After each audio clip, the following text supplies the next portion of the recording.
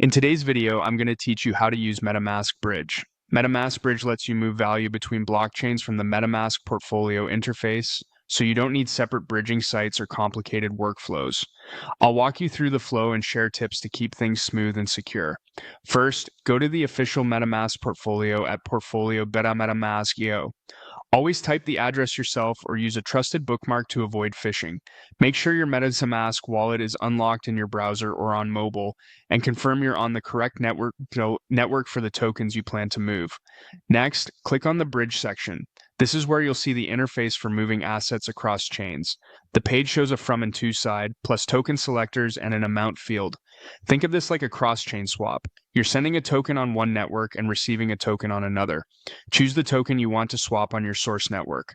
If you hold multiple versions of the same asset on different chains, double-check the network badge so you select the right one. You'll also want a small balance of the native gas token on the source chain to cover transaction fees. Enter how much of that token you want to swap. As you type, you'll usually see an estimated amount you'll receive on the destination, along with fees and the route the bridge aggregator suggests. If you're moving a large amount, consider leaving a little balance behind for gas on the source chain. Also, keep an eye on any minimums that might apply. Now choose the token you want to receive on the destination network and enter the amount if the interface allows it, or review the auto-filled estimate. Make sure the destination network is the one you intend to use and that your wallet supports it. If you're bridging into a new network, remember you may need the destination's native gas token later to move or swap funds.